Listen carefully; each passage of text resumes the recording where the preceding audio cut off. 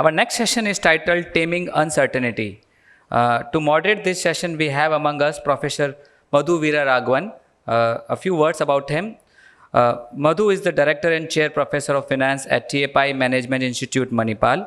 He has published more than 50 papers in top journals, presented his work at conferences in accounting and finance, and won many awards for the best paper at both national and international conferences. Madhu also holds a doctorate in finance, and I request all of you to join in welcoming Professor Madhu over to the stage.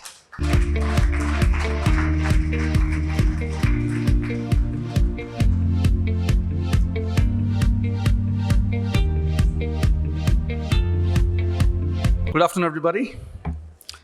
Okay, I take great pleasure. Well, first of all, thank you very much for having me. Great pleasure to welcome Ralph Hertwig, who's going to give a talk. So, a few words about Ralph, and then we will get started. So, Ralph Hertwig is the director of the Center for Adaptive Rationality, called the ARC Center at the Max Planck Institute for Human Development in Berlin. Before joining Max Planck, Ralph was a professor for cognitive and decision sciences, and later dean at the University of Basel, psychology department. Early in his career, he was a researcher at Columbia University, University of Chicago, and the MPI Center for Adaptive Behavior and Cognition, Munich. He has been awarded several prizes for his research and teaching.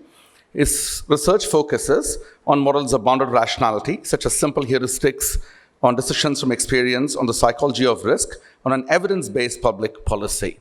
Please join me in welcoming Ralph Hertwig to the event. And Ralph's topic is Taming Uncertainty. Thank you very much. Ralph, all yours.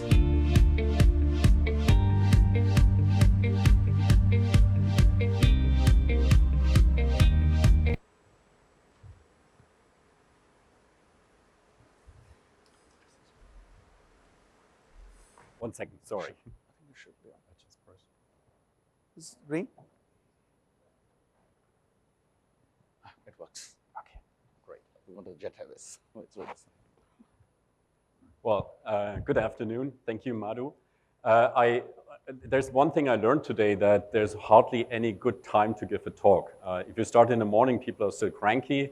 If you talk before lunch, then people are hungry.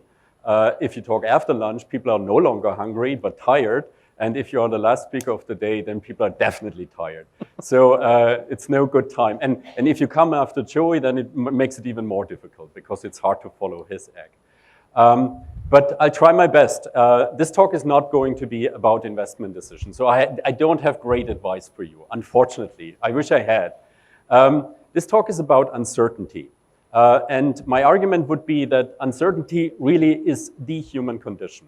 There's hardly any domain of life in which we are not facing uncertainty. And in fact, I would say that in all of the talks today, in particular, if you think about climate change, this is in the end not about risk. It's in the end about uncertainty.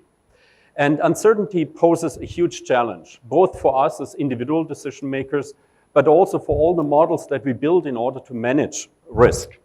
And here is a crazy thesis that I would like to bring to you.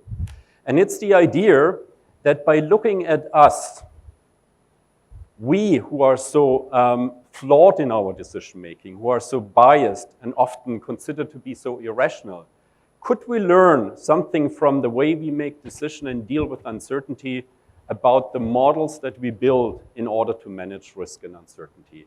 So rather than going from models to people, should we go from people to models? Is there something to be learned that we do that informs us about the way we think about uncertainty and model uncertainty? That's basically the idea of the talk. And that's going to be the narrative, and then by the end we will see whether I could convince you at least to start thinking about that. Let's consider a few examples of how people deal with uncertainty. And I brought along some real-world examples, not studied in the laboratory, but actually real examples. So let me begin with the first one. And this one is possibly one that you remember. If you don't remember it at the time, you may have seen the movie with Tom Hanks. And it's called The Miracle of the Hudson River. What was the situation? Now, we are in January 15th, 2009. There's an airplane that leaves LaGuardia. LaGuardia is one of the airports in New York. And this airplane is heading toward the east. Over Manhattan, the airplane encounters a stock of gray geese. Now, this is not a rare event. That happens all the time, and typically what happens is that some of the birds are drawn into the engines, they get burned, and nothing happens. This time it was different. This time what happened is both of the engines failed. And that faced the pilots with a terrible choice. What do we do? They had three alternatives. One would be to try to return to LaGuardia. Now, that was quickly impossible because they didn't have engines. They couldn't turn around. The other possibility is try to reach the next airport, which was Teterboro in New Jersey. And the third alternative is try to land on the Hudson River. Now, landing on water is a pretty bad idea. Most of the time, that doesn't work. Most of the time, it leads to terrible disasters. So ideally, you don't want to land on the water. So the real question, however, is how did the pilots choose to make that decision? I mean, you may think that, well, they were consulting algorithms or using the board computer or talking to other people. No, that's not the way they did it. Simply, there was no time to do that. There were only a few seconds time to make the choice.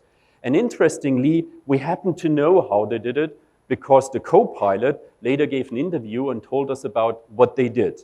And what the co-pilot basically said is this. It wasn't so much a mathematical calculation as visual, in that when you are flying in an airplane, a point that you can't reach will actually rise in your windshield. A point that you are going to overfly will descend in your windshield. Now that's fascinating. So basically what he's saying is that what he did is, or what they did is, they were focusing Teterboro on the windshield. And then they basically only looked whether that point moves up or moves down. If it moves down, I can reach that point. I can even possibly overfly it. If it goes up, I never will be able to reach that point. It's that simple. It's one piece of information, and that one piece of information was enough for the pilots to decide we need to land on the Hudson River. There was no chance that we could reach Teterboro. Now, this is an example, a pretty striking example of one reasoned decision-making or of a simple heuristic. It's one way of dealing with uncertainty with the basis of what we call heuristics, which are simple strategies. Now, this is just one, admittedly very spectacular example, but I'll give you some other examples also from the professional domain. Let's consider this case here. This is a wonderful book written by two sociologists, and they were interested in how cab drivers all over the world make their decisions. Now, the most important and the most frequent decision that cab drivers make is, who gets into my car? Now, this is a very important decision. It's a decision that is estimated to be made about 6,000 times a year, at least in New York. Why is that so important? It's so important because A, it determines your revenues, and B, you may let somebody into your car who's an evildoer, who's a perpetrator, who has no good intentions. So basically, you need to discern between the people who want to let in your car and the people who you do not want to let in your car. The question is, and that's what these guys studied, the question is, how do taxi drivers make that decision? And basically, what we know is that they rely on very simple cues and, again, very simple heuristics. So, for instance, they tend to let older people rather than younger people into the car. They tend to let women rather than men into the car. They tend to let individuals rather than group of people into the car. And sometimes it's just, again, one cue that suffices. So if in the middle of the summer, it's hot outside, there's a person hailing you, but that person is clothed in a bulky coat, and you don't know what the person is wearing under that coat or what he's hiding under the coat, you do not let the person into your cab. Now, interestingly also, these kind of cues and strategies, they are not learned by trial and error, but they are basically socially learned. They are transferred from more experienced cab drivers to the younger cab drivers, and that's a very wonderful, smart way of passing on that kind of institutional knowledge. Now, here's a final example, and this final example is also interesting because it suggests another necessity for simple strategies. There's wonderful work by Gary Klein. Gary Klein is a psychologist who didn't study people in a laboratory. He actually stepped outside of the laboratory. He wanted to know, how do real people make decisions? So he was studying police officers, nurses, physicians, and firefighters. And basically what he found, based on many observations, what he found is that 80% of the decision-making among firefighters is done within less than 1 minute. In other words, that's a situation where the traditional way of decision-making, what we consider to be good decision-making, namely considering all the alternatives, thinking out about the probabilities and the consequences of our actions, is simply not possible. We need something else. We need something like simple heuristics that often rely only on one piece of information. Now, what that means is that in the real world, and not in our textbooks, and not in our laboratories, but in the real world, people deal with uncertainty in ways different than suggested by the neoclassic model of economics. And that brings us to Herbert Simon. Herbert Simon, as you know, is the father of the notion of bounded rationality. And Herbert Simon decidedly wanted to understand how do human beings reason when the condition for rationality postulated by the model of neoclassic economics are not met. That's what he was interested in. And that's what the domain of bounded rationality describes. And he distinguished bounded rationality from what he called the Olympian rationality. The Olympian rationality is the kind of ideal rationality that is embodied in these models of neoclassic economics.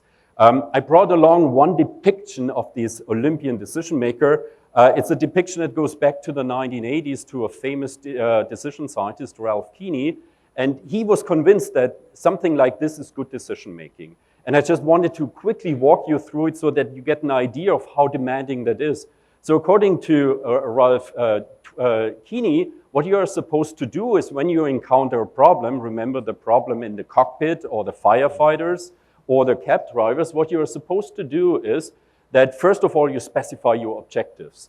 You think about what are the attributes of the decision situation. Then you generate alternatives. Then once you have the alternatives, you do the next step, namely you think about the consequences of your actions and you think about the probabilities. And on top of that, of course, we also quantify our decision values. We think about what the values of other people are, and so on, and so on, and so on. This is clearly a totally unrealistic view of human decision-making in most cases. It doesn't mean that we not sometimes can do that, but in most cases in the real world, this is clearly impossible. Ralph Hertwig was very honest. If you look at the lower part of that graph, then what you see is that he honestly pointed out all the complexities. And the complexities are really almost insurmountable. And perhaps the most important complexity is that between risk and uncertainty. In other words, it is extremely hard to estimate probabilities if you live in a world of uncertainty, if you are a cab driver, or if you are the pilot in the airplane. Now, let me tell you a little bit about that distinction between risk and uncertainty, because it's really a very important distinction, and I think it is a distinction that is extremely important for all what you are doing. Now, the distinction goes back actually to the great writing by two economists. One is Frank Knight from the University of Chicago, and the other, of course, is Keynes, the British economist. And here's what they roughly mean with risk and uncertainty. There are some differences between Keynes and Knight, but really what they meant is that the world of risk, that's the kind of world where we assume to have perfect knowledge of the full state space, which basically we know everything that is going to happen, and we know the probabilities, or at least we have enough data to reasonably estimate those probabilities. That's the world of risk. And that world of risk enables us to do fine-tuned optimization policies. That's the world in which economists got Nobel Prizes in the past. That's the kind of world where we assume the models work that we use in order to manage risk. But I hope I have convinced you at this point, this is a pretty rarefied world that hardly exists once you step outside of the textbooks. In reality, we are often dealing with uncertainty. That's the human condition. Uncertainty is the human condition. And that means that the future state space is not sometimes only incompletely known, and sometimes it's not known whatsoever, or not known at all. And what that means is that devastating surprises, also very positive surprises, can happen. By the way, another famous decision scientist, Jimmy Savage, he's the father of what's called Bayesian decision theory. Again, another idealization of how decisions should be made. He also picked up on that distinction. And he proposed a distinction between small worlds, where indeed all the states of the world are assumed to be known, and large worlds. But look at the examples that he gave, and I really want to impress that on you. The examples for a small world is playing the lottery. Indeed, if you play the lottery, you know all potential outcomes, at least in theory, you can know them, and you know the respective probabilities. And then he said, that's the world in which Bayesian decision theory can be applied. But it cannot be applied in the large world. And the example that he gave for the large world is planning a picnic. We don't know whether it's going to rain. We don't know whether it's going to rain there where we are going. We don't know how much it's going to rain, and so on, and so on, and so on. So in other words, he, Savage himself, was very careful in pointing out what you guys are doing, Bayesian decision analysis to some extent, what is being depicted as the ideal way of making decision, cannot even apply it to planning a picnic. You can play the lottery with it, but you cannot plan a picnic. Now, here's another interesting quote. Now, Mervyn King, he's the then governor a few years ago of the Bank of England. He was talking about how banks are dealing with risk and how banks calculate the optimal weights. And what he said, and he's referring again to the distinction between risk and uncertainty, what he said, if only banks were playing in a casino, then we probably could calculate approximate risk weights. And what he's basically saying is, we are not a casino. We don't know when you're running a roulette, then you know what the outcomes are. You also know what the probabilities are, but we are not a casino. We are a bank. And therefore, this calculation of the risk weights is highly problematic. Now, the irony of that statement is not even casinos live in a world of risk. And I want to give you one example. The example actually goes back to The Black Swan in the book by Nassim Taleb. And he gave this fantastic example of one of the most successful casinos and hotels in Las Vegas, the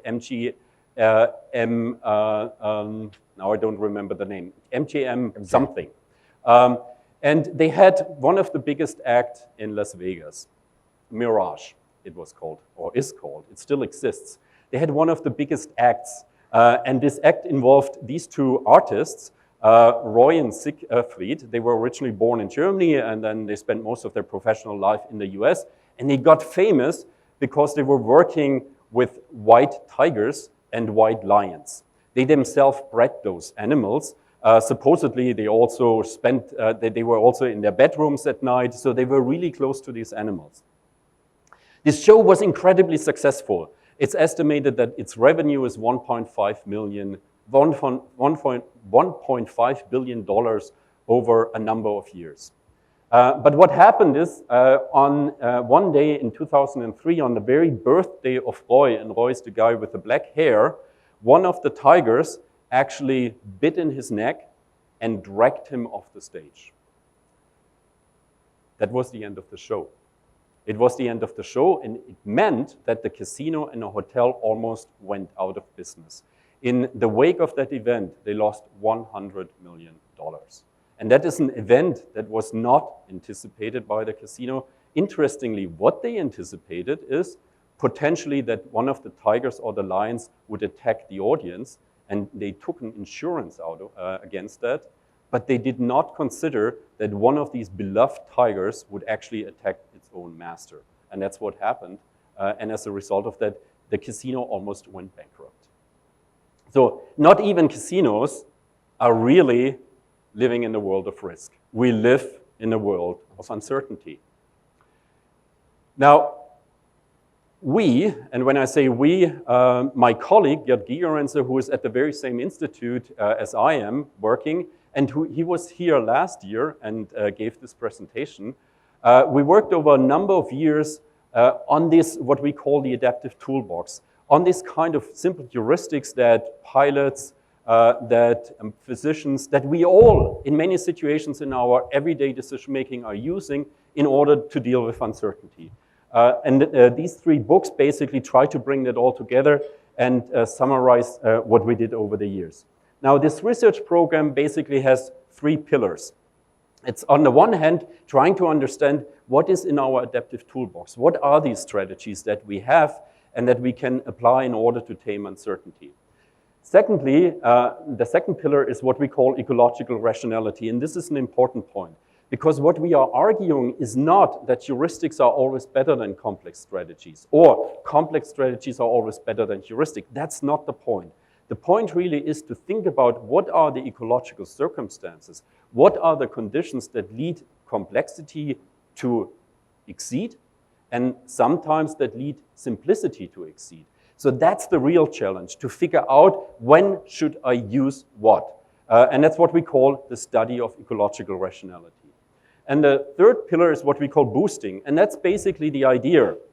Now, I'm sure that many of you have heard that we are often portrayed in science, but also in popular culture as profoundly flawed in our decision making. And this view often suggests there is not much that can be done. And I profoundly disagree with that. There are many things that we can do in order to increase the competences of decision makers. We can boost people's ability to make good choices. And I will give you one or two examples at the end. So that's the third program. In other words, taking what we know about how people make decisions and help people to make even better decisions. So what I would like to do next is I give you two examples of what we call study of ecological rationality. The first example actually does bring us to the world of finance and to decision making in investment decisions. Now, let me introduce somebody I'm sure that all of you know. That's Harry Markowitz. Harry Markowitz, of course, became famous because he was the father of the mean variance model. And also, he received the Nobel Prize for that work. So basically, very simple, his idea of optimal asset allocation was that somehow the investor needs to trade off and find an optimal trade-off between the mean return and the variance of the portfolio returns. Now, you all know that, and you also know the equations that you need. The equations by themselves are not that complicated. The problem of the equations is to estimate the parameters that go into the equation and to do it in a way that the error rate is as small as possible. Now, you may wonder, given that he received the Nobel Prize for this work, Harry Markowitz certainly used mean variance in his own life, right? When he dealt with uncertainty as well. That's not what he did. Harry Markowitz didn't use mean variance when he was thinking about his portfolio for old age. What he really did is he used what is called the 1/n heuristic. And other people describe it as naive diversification. And basically what it means is that you allocate your money equally to each of the n assets that are available to you. You just take a given amount of money and equally allocate it. It doesn't require any estimates of any parameters. It's that simple. Now, does it work? I mean, can it work? That seems totally absurd. Can that even work? Now, that was a question that a group of economists began to ask. And these economists, it's the authors here at the bottom of the paper, what they did is the following. It looks a bit complicated, it's very simple. Basically what they did is they used historical record of the stock market returns, and basically did a model competition. In other words, they used a 1/n heuristic and compared 1/n against a set of 14 models that were all inspired by the original mean variance models, but are refined versions of the mean variance model. All of these models try in different ways to estimate the parameters because that's the real challenge that we face. The models all require this estimation process, estimating the covariation matrix, which of course, depending on the options that are available, can become highly, highly complex, and you have to estimate a huge number of parameters.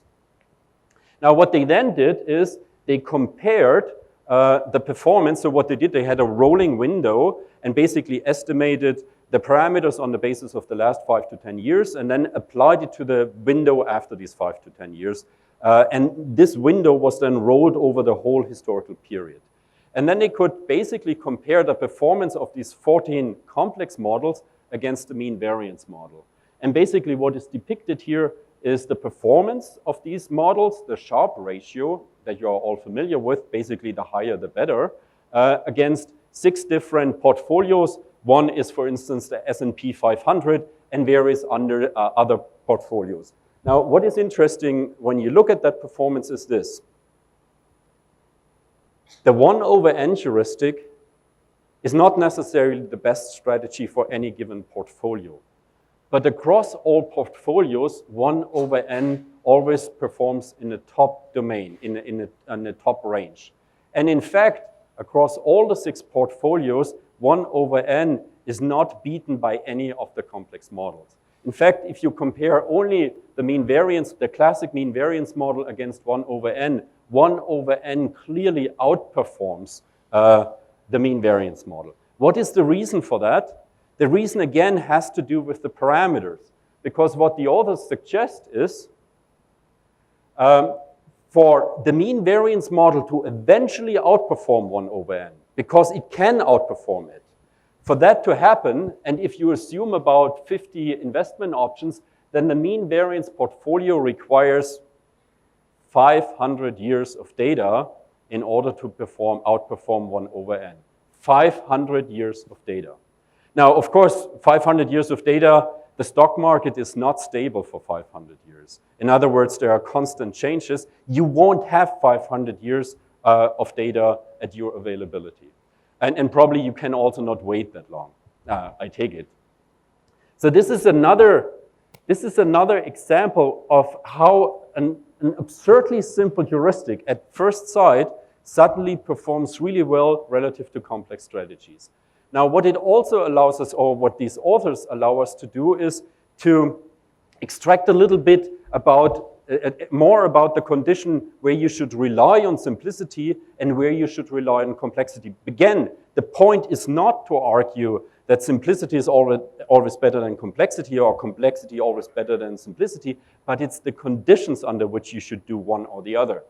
And what this work suggests is that if there is high uncertainty, if there are many alternatives that you have at your availability, and if there is relatively small amount of data, and certainly if there's time pressure, then it's good advice to rely on simple solutions, simple heuristics such as the one that I showed to you. If there's low uncertainty, few alternatives, large amount of data, no time pressure, then you can afford the luxury of complex solutions. Okay, now I should be, in the interest of full disclosure, I should be very honest. There are many people who would totally disagree with me and with the notion of ecological rationality, with the work that we did. And there are different arguments. So for instance, there was one paper by a group of economists in response to the previous paper that I showed you, the Dhameja analysis. And basically, they did their own analysis and arrived at different conclusions. And it's an interesting debate why they arrived at different conclusions, and what they argue that, in our view, 1/n is not a viable alternative to thoughtful optimization, but it's rather a capitulation to cynicism. And I give you that quote because I want to show to you is how strong people's intuition is that complexity must be better than simplicity. And if you give in to simplicity, that's cynical, that's cynicism. And I hope that I can convince you that it's not. That's not the issue here. The issue is under what circumstances simplicity is better than complexity. And here's a different quote that goes back to a philosopher from Australia. And Ken Sterelny made the argument, it is no accident that the examples of such ecological rational heuristics, he's referring to the heuristics that we've been studying, in action ignore interaction with competitive agents, for it is precisely in such situations that simple rules of thumb will go wrong. Catching a ball is one problem, catching a lie is another. So what the guy is basically saying is this: if it gets really complex, namely when you are dealing with other people, when we are dealing with strategic interactions, when the other person is anticipating what I'm doing and I'm anticipating what the other person is doing, and the other person is anticipating that I'm anticipating that person, and so on and so on, we are quickly moving into an infinite regress, then it gets really complex. And when it gets that complex, then forget about simple heuristics. They will just fail. They will not work. Now that I thought was a really interesting intellectual challenge, and it's a challenge that we took up. We basically conducted, and I tell you a little bit about it, but I give you only a rough idea. I tell you about a computer simulation that we did. When I say we, I mean a colleague of mine at the Institute, Leonidas Gillinopoulos, who is a game theorist and economist, and myself. A paper got published last year in a very good journal, and I'm only mentioning that because I want to impress on you that this research, the research that we've been doing is interesting. Many people find it interesting, even if they potentially disagree with it. So what did we do? We simulated so-called one-shot strategic games. And basically, we simulated all 78 times of 2x2 games. So basically, games where two players are interacting with each other, each has two possible actions. Now, that's a taxonomy that is established, and it basically captures the basic strategic situations in the world. One of these situations is the prisoner's dilemma game. What we then did is we did a number of changes to that world. In particular, we introduced uncertainty. So the first thing we did is we increased the size of the action space and not only looked at 2x2, but 20x20. Now it gets really complex because you have suddenly 400 different combinations of action player 1, action player 2. Then we introduced proportion of unknown payoffs. Typically in game theory, everybody knows all the payoffs. That's one of the assumptions. But in the real world, think about it. When you play strategic games, when you are dealing in a strategic interactions, you don't necessarily know what the payoffs of the other person are. You may know some of the payoffs, but you most certainly don't know all of the payoffs. So that's one important aspect of uncertainty.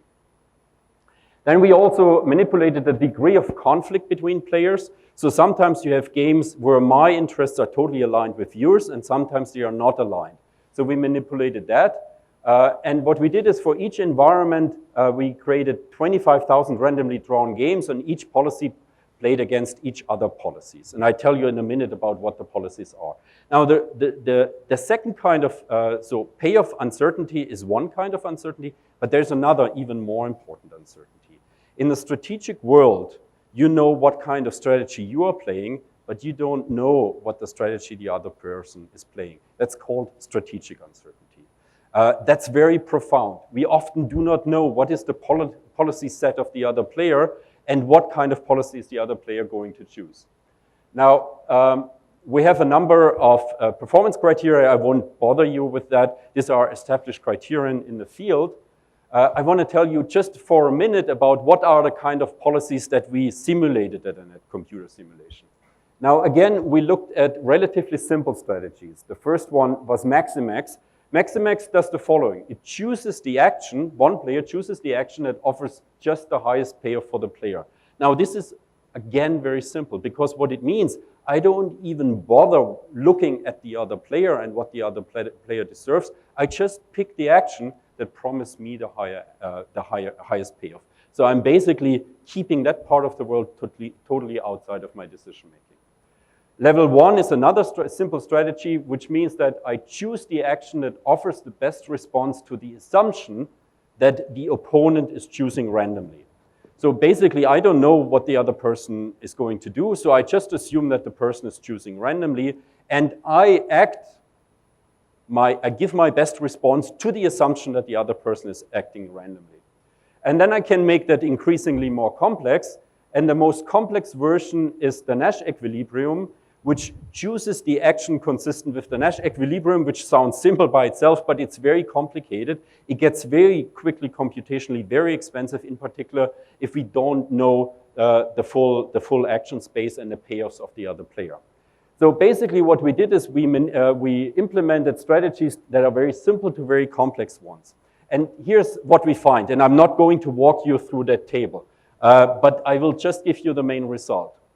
What we find basically across these three performance criteria and across these strategies, what we basically find that two very simple strategies, namely L1 and D1. L1 is I choose the best response, assuming that the other person is randomly choosing.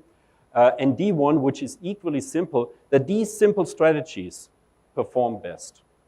And what that means that even in a world of strategic uncertainty, according to this simulation in one-shot games, you are better off using very simple strategies than Nash equilibrium. Nash equilibrium is the best strategy as well under some circumstances, but only when the action space is very small and when the payoffs of the other players are fully known.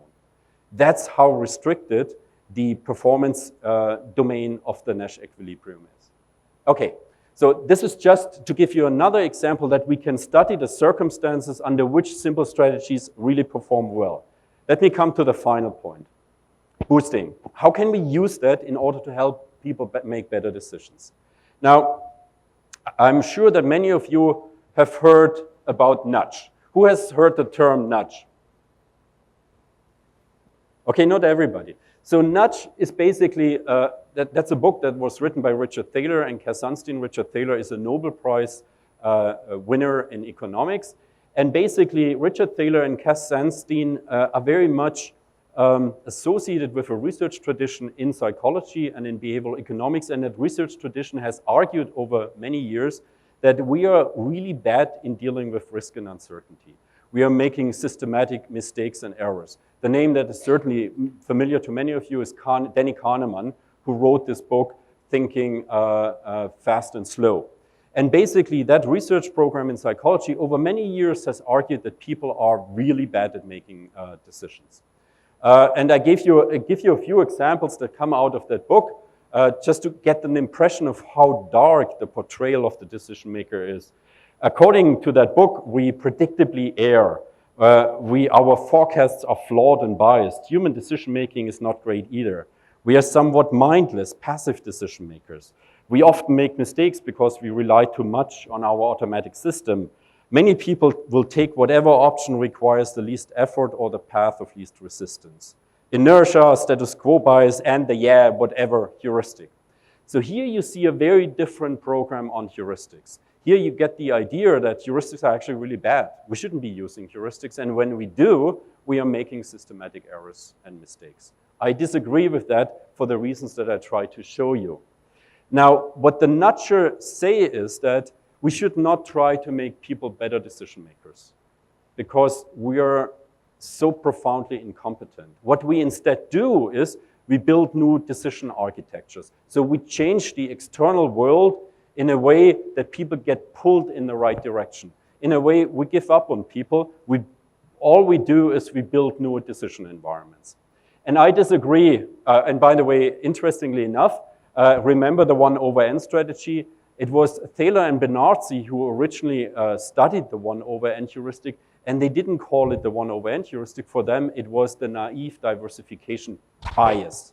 So the use of that heuristic is identical with the bias that we are making. Now, I see that differently. I have a more optimistic view. And I think I have good reasons to be more optimistic about our competences and about the fact that we can teach people heuristics. We can help men to make better decisions. And I just brought one example along, and that example deals with the field of financial literacy, which is one of an often discussed field, and where the question always is, how should we do that? How should we educate people about financial competences? And one argument is, let's go away from the traditional way of doing it, and let's think about alternative heuristic-based way. Here's one example. So what these guys did is they were concerned with micro-entrepreneurs in the Dominican Republic. The problem of micro-entrepreneurs is they have bad accounting skills, and it seems not just the professionals, as we heard earlier today, have problems with accounting, but the micro-entrepreneurs have problems as well. And it undermines their economic success. And what this authors did is that they did two things. They thought about two pathways of helping people. One is to invest in traditional teaching of very abstract concepts, such as, for instance, compound risk. And they did that over weeks and hoped thereby they empower people to make better accounting decisions. And the alternative was to basically teach people simple heuristics, simple accounting heuristics. I give you two examples. There are many more. So one example is that they told the investors, now one of the problems for the micro-entrepreneurs is that they don't keep separate accounts for the business and for the household, and things get muddled up and they can't keep it separate. So basically they said, think physically think like there's a commode in front of you. In fact, not just think about the commode, take a commode and use the two drawers of the commode as your two accounts. There's the business account and there's the household account. And you keep that separate. And whenever you transfer from the business account to the household account, you leave an IOU note in that one account. And this way, by the end of the month, you have a pretty good idea how much you earned and how much money you spent. So these were a totally different way of thinking about how can we help people to have better accounting skills. And basically what they find, and I make this very short, that they find on many different dimensions, such as, for instance, looking at the practices itself, at the economic success, the revenues, as well as the personal finances, as well as the well-being of the micro-entrepreneurs. They showed that consistently the heuristic training outperformed the control condition and outperformed the traditional way of teaching abstract constructs. So in other words, the idea of simple heuristics is a very powerful one, and we can use that in order to instill competences in people and also in order to empower people, to give agency back to people. We don't need to nudge them. It doesn't mean that there are not circumstances in which we can nudge people, but really the point of boosting is give autonomy and agency back to the decision maker by giving the person simple strategies. And with that, I come to the end. For those of you who are interested in what are really the tools that we have inside of our mind to deal with uncertainty, we just finished a book that came out last year, Taming Uncertainty. And one of the nice examples of the book is, if you are interested in it, it has a lot of practical examples. It engages the reader because that's what we in the end believe. We believe that you need to engage with the material. You need to actually exercise the talents that you have. And I hope I have convinced you that it's worth thinking about how do we really make decisions. Thank you very much. Thank you, Ralph. We'll come here. Thank you for a very exciting talk. You can hear me well? Okay. So, Ralph, I'm going to kick off with a few questions. There are a few that's already come from the audience, but I want to begin with the work of Frank Knight. Yep. You spent a little bit of time in your talk about the distinction between risk and uncertainty, and I think there is a little problem because most professionals have this interchangeable use of risk and uncertainty. And I wanted to get your perspective on, take you back to the financial crisis and ask you, do you think during the crisis, the bankers, the investors probably were living in a Knightian uncertainty world as opposed to a Knightian risk world, in the sense that they probably misjudged or misevaluated the risk assessments? And how could financial experts, the room is full of finance professionals, how could we learn from other experts such as doctors or weathermen on how to deal with uncertainty? Yeah, I think that is a fantastic question and a very important one. And I think the general statement is this: most of the time, with very few exceptions, unless we play the lottery or go to a casino, not own a casino, but go to the casino, we live in a world of risk. But other than that, we live in a world of uncertainty. And I was reminded today during the presentation on also, among others, climate change. And you brought up the notion of tipping points. Think about tipping points. A few weeks ago, there was an interesting paper, I think published in Science, where some of the climatologists were arguing that we may have already reached tipping points. Tipping points are very dangerous because tipping point means that a certain dynamic got started and prompted that can no longer be reversed. So, for instance, think about the Antarctica and the Arctic, and it seems that the ice cover is already melting, and that's a process that is going to reinforce the emission of carbon dioxide, and that is not going to be stopped anymore. And what that means is that we have no idea what it can cause. We have the system is too complex to understand what these tipping points mean. And I would argue that that's a good metaphor to also understand the financial worlds, because think about, again, the tigers.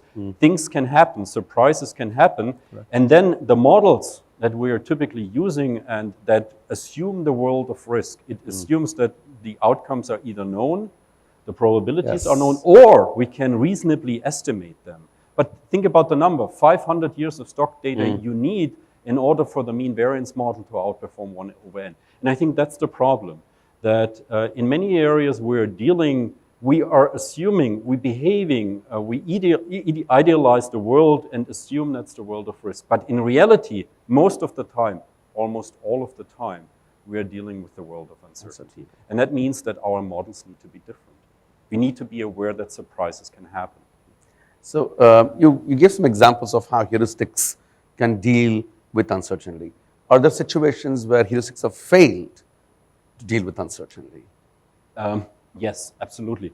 And that's another really good question, because I think one of the misunderstandings, both in my field, but also on the side of economists who work on optimization models, is that they believe that there is a general truth in the sense that complexity, and I talked about that complexity is always better in complex situations, and simplicity will be outperformed by complexity, or vice versa. That's not the issue. The issue is that all the strategies will fail sometime. Correct. The simple ones and the complex ones. And what that means is that, of course, heuristics can fail. Now think about the pilot, the guy who made the decision that we're going to, if the airplane had crashed, Yes. then we would probably talk about that heuristic in a different way. Exactly. And so what that means is that, of course, all the strategies, the complex one and the simple one, will fail. Our challenge as scientists, and also I think the challenge that goes to you, is to think about what are the circumstances under which I am free to rely on complexity, and when should I not? When should I really go with simpler solutions? A couple of questions from the floor, and I think 1 by n has got a lot of sort of traction. So this question is, how would 1 by n perform against Markowitz if the expert could partially predict? So against Markowitz portfolio theory. And you spoke about the 1 by n rule, and I'm almost thinking, as a finance professor, we teach Markowitz portfolio theory, and so maybe I'm thinking whether we should actually bring in some sort of heuristics even in the teaching of finance. Would you sort of go that far? Yes, I would go that far. I mean, I would go that far to the extent that it's evidence-based. And we saw one example, right? Yes. And I think there should be more examples of that kind, namely to study in a compare. So often what happens is that researchers take one model, it's Correct. typically their popular model, a favorite model, and look how good or bad it performs. But the problem is that's not enough. What you really need to do are comparative model competitions. You need to look at a wider range of different models, and you need to do that across different environments, because that's the other issue. We should not just, we need to sample different environments, because again, that's the issue. Under some environmental structures, one model may be good, but not under others. So what I would argue, yes, absolutely, that should be part of the canon of teaching finance, but it should be evidence-based. In other words, it should be based on these kind of studies and a better understanding of the ecological rationality, both of the simple as well as the complex strategies. It's a very interesting question, Ralph, and I'll read this out to you. How can we include uncertainties apart from risk in our valuation process? So do we sort of incorporate, and how do we incorporate uncertainty when we're valuing a firm, or is it something that you can shedding a light on? Wow, so I'm not an expert at all. I'm sure that I have no good answer to that. But I think one of the things, I mean, one piece of, I don't need to give you pieces of advice, but one thing that I think we all need to be thinking is, do we know the state space? What are the things that we are potentially overlooking? So Nassim Taleb has this metaphor, and I think it's an important one, of the black swans. Black swans are these really, really rare events. Or think back to the hotel, the casino. Now, they did consider the fact that tigers and lions are dangerous, but they thought about the danger with regard to the audience. They didn't think about the danger with regard to the artists. And what that means is that we need to be very creative in thinking about all the conditionalities of the situation. What could happen? And that's easy to say, but it's in reality a very difficult thing. And sometimes, I mean, that's the point of surprises in rare events, that they are rare and we don't have them on their screen. Yes. And that's really the psychological challenge, to think about something that you may not even have experienced, or that's really not part of your mental landscape. And that's the real challenge here. So a little bird tells me that Ralph and Dan Kahneman have got huge amounts of email exchanges. And so I wanted to know from you, are there instances where the Kahnemanian sort of world and the Ralph Hertwig world have sort of converged? And would you be able to tell us any instances? Yeah, so I mean, what you're referring to is basically Danny and I, we were engaged in what he called adversarial collaborations. So we did a paper together in which we basically started out by disagreeing and said, let's try to figure that out experimentally. And you had an arbiter in the paper. Yes, and we had a third person, an arbiter, so it was adversarial, right? So we needed a third party. The third party was introduced simply because it was this third party who ran the experiments. Because if they were run in my lab or if they were run in his lab, then we would doubt each other. So there was a third person, and there was Barbara Mellers. Now, we started out disagreeing, and we ended up disagreeing. So all the experiments that we did didn't lead us to necessarily then conclude on a joint opinion. But that's a different side story. So in that context, we did talk a lot and exchanged a lot of opinions. Now, but back to your question. Now, I think two things are happening. Both in behavioral economics and also in psychology, there is the very strong view, what's called the heuristics and biases view. And that means basically people use simple heuristics because we are cognitively limited. And these heuristics lead to biases. That's what you can hear all over. And I think what this work, and so my work and Geert's work, Geert Gigerentz's work showed over the years is that, in fact, heuristics, we cannot decide without heuristics.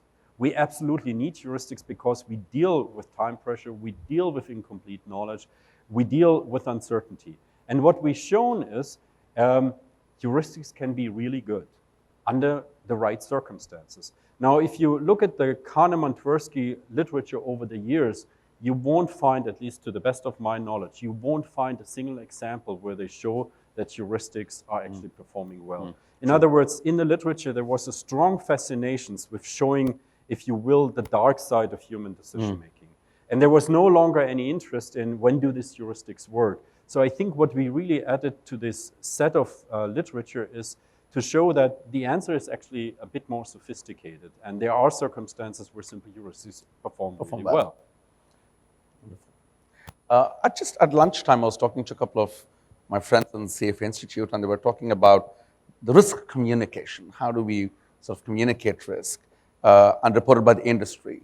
So do you have any views on how mutual fund brochure or risk communication should happen? And how can investors actually better understand risk? Is there a simpler way of us communicating risk?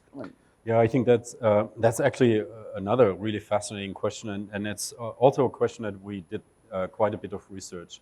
And I want to tell you a little story because I think that that story illustrates why the traditional way of risk communication, I think, often fails. And there are numbers of examples if you think about the health domain, if you think about the obesity crisis, if you think about tobacco smoking, where all our attempts to communicate the risk or sexually transmitted diseases is not as successful as we want it to be. And let me give you one example. It's an example that I find really striking and interesting. The most dangerous volcano in the world is in Italy. It's the Vesuve. You all know the Vesuve because you know about Pompeii. Yes. But it's actually still a very dangerous, it's actually more dangerous than it ever was because it's the only active volcano next to a metropolitan area, to Naples.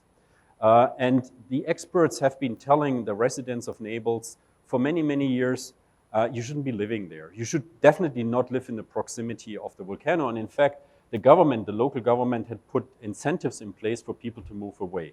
People did not move away. So what is that?